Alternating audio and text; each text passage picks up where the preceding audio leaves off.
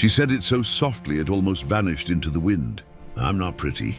The words slipped out of her, mouth like a confession, meant only for the dust at her feet. Her hands were folded tight in her lap, fingers rough and nicked from years of work that never seemed to end. She didn't look up when she said it. She never did. Looking up invited disappointment, and she'd learned long ago that disappointment was heavier than silence. The cowboy stood across from her, boots planted in the dry earth, at casting a shadow over eyes that had seen more truth than most men cared to admit. The ranch behind him stretched wide and unforgiving, just like life out here. Fences leaned with age. The barn bore scars of old storms, and everything that survived did so because it was stubborn enough to keep breathing. He studied her, not the way men in town did, quick and judging but slow, careful, like he was reading a ledger written in scars instead of numbers. "That's fine," he said at last. Her shoulders tensed. She waited for the rest. The polite lie, the cruel joke, the half-smile that said he was doing her a favor just by standing there. She'd heard it all before. Too plain, too quiet, too much like work and not enough like something to show off. But what he said next made her lift her head. "I need honest," he continued, voice steady as the land beneath them. "Not fancy." The wind stirred her hair, loose strands brushing her cheeks. For a moment she forgot how to breathe. No man had ever said that to her before. Her name was Clara Mayfield, though most folks didn't bother remembering it. In town she was that girl from the north. Fields, the one who kept her eyes down and her sleeves rolled up. The one who never laughed too loud, never dressed too bright, never pretended to be anything she wasn't.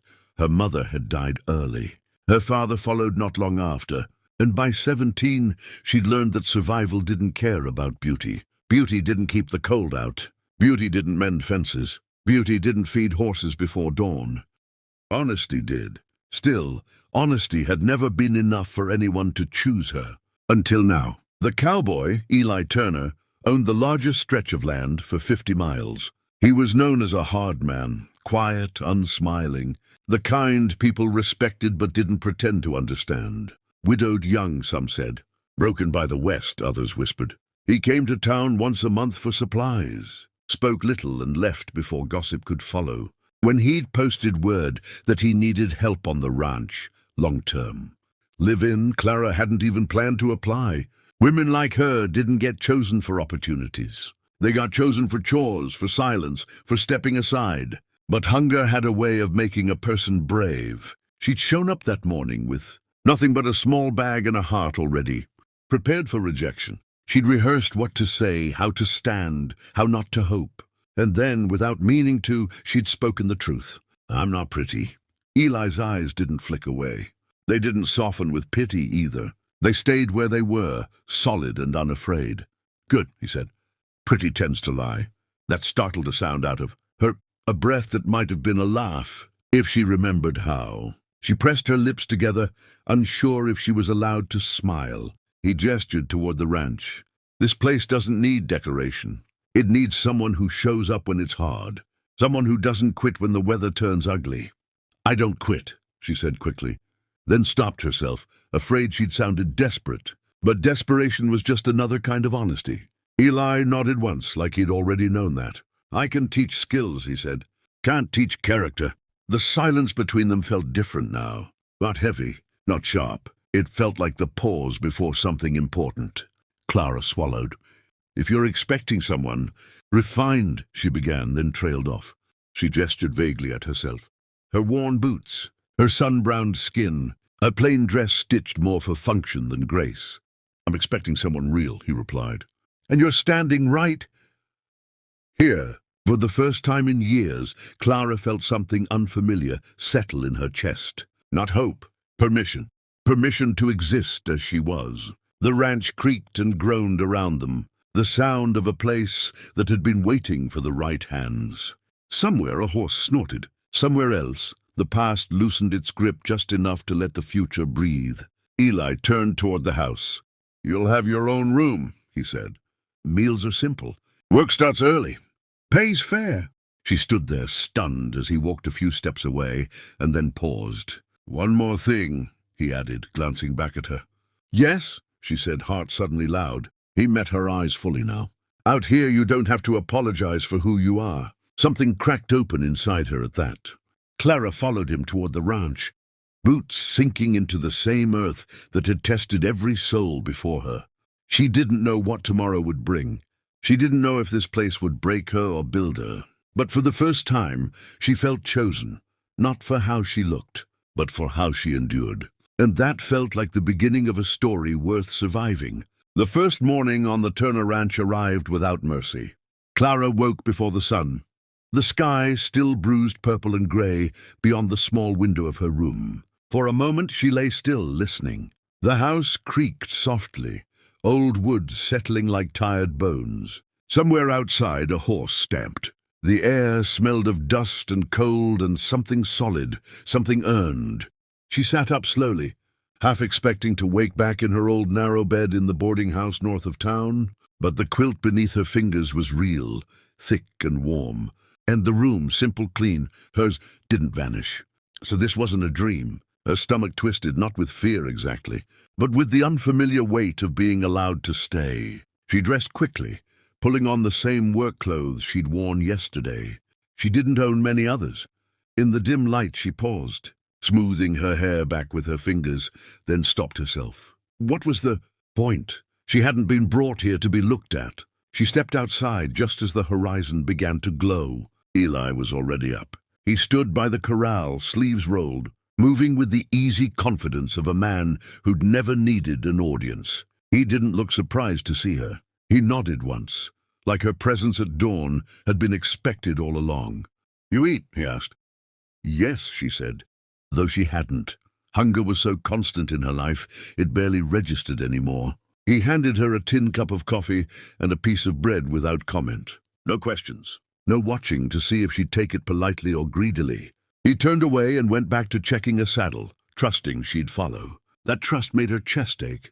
They worked without many words at first. He showed her where tools were kept, how the horses liked to be approached, which fence posts were weak and needed replacing before the next storm. His instructions were clear, never sharp. He didn't test her. He didn't hover. He let her learn. Clara's hands remembered more than she expected. Years of helping neighbors, mending what men broke and never thanked her for. She lifted, carried, tied, fixed. Sweat soaked her collar as the sun climbed, and still she didn't slow. Eli noticed, not with praise, just with a glance now and then, measuring something deeper than strength. By mid-morning, her arms burned and her palms throbbed. When she wiped her brow, she saw the red cracks in her skin, dirt ground into places soap never reached. She felt suddenly self-conscious, standing so close to him. He must have sensed it. "You don't have to prove anything," he said quietly, tightening a knot. "I already hired you." She nodded, embarrassed at how quickly her eyes stung. They worked on in companionable silence until the sound of hoofbeats broke across the land. A rider approached fast, dust rising behind him like trouble. Clara stiffened. The man reined in hard near the fence, eyes sweeping her first, then Eli. His gaze lingered too long on her face, then dropped with a smirk. "Well, I'll be," he said. "Didn't know you were hiring women now, Turner." Eli didn't turn around. "Didn't know I needed your approval, Cole." Cole swung down from his horse, grinning. "Just surprised. Thought you'd want something a little more presentable." The word landed where Clara already felt thin. She stepped back instinctively, heat rushing to her cheeks. This was familiar territory. This was where men decided her worth for her. Eli straightened slowly. "She's present," he said. "That's enough." Cole laughed. "You always were strange. Guess beggars can't be choosers." That did it. Eli turned then, his expression unreadable, but his voice edged with iron. "You got business here?" Cole's grin faded slightly. "Just came to warn you. Folks are talking. Woman like that living out here alone with you, people get ideas." Eli took one step closer, not threatening, certain. "Let them," he said. "I don't live my life for spectators." Cole looked between them, clearly searching for weakness. His eyes returned to Clara, sharp and dismissive. "She'll run off soon enough," he said. "They always do." Something in Clara snapped. "I don't run," she said. The words surprised her as much as him. Cole raised a brow. "We'll see." He mounted and rode off, leaving the dust and his doubt behind. The silence afterward stretched. Clara stared at the ground. "I'm sorry," she said automatically. "I didn't mean to cause—" "Don't," Eli cut in. She looked up. "I won't have that here," he said. "You don't apologize for existing ever." Her throat tightened. She nodded, biting back words she didn't trust herself to say. Later, as they ate a simple meal in the shade of the house, Clara finally spoke again. "Why me?" she asked. "You could have hired anyone." Eli chewed slowly, thinking. "Most people want to be admired," he said. "They break when they aren't." He met her gaze. "You already know what it's like to be overlooked. That makes you steady." No one had ever called her that. As the day wore on, Clara realized something else too. For the first time, no one was watching her to decide if she was enough. They were watching her to see what she could do, and somehow that made all the difference. Night fell slow and wide over the Turner Ranch, settling into the land like a deep breath finally released. The sky burned orange and then dimmed into blue, stars pricking through one by one. Clara stood near the fence line, rubbing her sore hands against her skirt, feeling the ache in her bones, the good kind, the earned kind. She had worked harder than she ever had in one day, and yet she didn't feel emptied. She felt rooted. From the house, a lamp glowed warm through the window. Eli moved inside, his shadow crossing the light as he set things in place for supper. The simplicity of it struck her. No rush, no tension, no one waiting to tell her what she'd done wrong. Still, unease crept in as darkness deepened. Night had never been kind to her. She finished feeding the last horse and turned back toward the house when a voice carried from the road. "Evening." Her stomach dropped. Two men stood near the gate, drifters by the look of them. Dust-heavy coats, eyes too curious. The kind that asked questions first and decided later. "We're looking for work," one said, eyes sweeping over her with open appraisal. "Didn't expect to find a woman out here." Clara straightened, heart hammering. "The ranch owner's inside," she said carefully. "You should speak to him." The other man smirked. "We are." Footsteps sounded behind her. Eli stepped onto the porch, the lantern in his hand, casting long shadows across the ground. He took in the scene in a heartbeat, the men, the distance, the way Clara held herself stiff and ready. "What do you want?" he asked. "Work," the first man repeated. "Heard you hired on help." Eli's gaze flicked briefly to Clara, then back. "I did." "Well," the second said, chuckling, "if that's the standard, we reckon—" "Leave," Eli said. The word cracked through the night like a rifle shot. The men exchanged glances. No need to get hostile. "You have 5 seconds," Eli replied calmly. Something in his tone must have reached them. They backed away, muttering, and disappeared into the dark. Clara let out a breath she hadn't realized she was holding. "I can handle myself," she said, though her voice shook. "I know," Eli said, "but you don't have to." "Not here." That landed deeper than he knew. They ate supper quietly. Beans, bread, water, no ceremony. But when Clara reached for the pot, Eli slid it closer without comment. When she thanked him, he shook his head. "Habit," he said. "We share the work. We share the table." Later, she stood at the doorway of her room, hesitant. "Mr. Turner, Eli," she corrected herself, "I won't cause you trouble." He leaned against the wall, arms crossed loosely. "Trouble's part of living," he said. "I decide what's worth it." She studied him then, the lines in his face carved by loss and endurance, the steadiness that came from surviving without hardening. "You don't look at me the way others do," she said quietly. "That's because I'm not looking for something to show off," he replied. "I'm looking for someone who stays." Those words followed her into sleep. She dreamed of fences standing straight, of storms breaking before they reached the house, of a place where she belonged without pretending. When morning came, she woke with the strange certainty that this ranch was no longer just a job. It was becoming a promise, and she intended to keep it. Weeks passed, and the Turner Ranch began to change, not in the way outsiders might notice, but in the quiet ways that mattered. Fences stood straighter. The barn doors stopped groaning in complaint. Tools returned to their places instead of lying forgotten in the dirt. Clara moved through the land like she'd always been part of it, learning its moods. It silences its warnings. She could tell when rain was coming by the way the horses shifted. She knew which boards would splinter before they did. She learned the rhythm of the place, and the place seemed to accept her in return. So did Eli.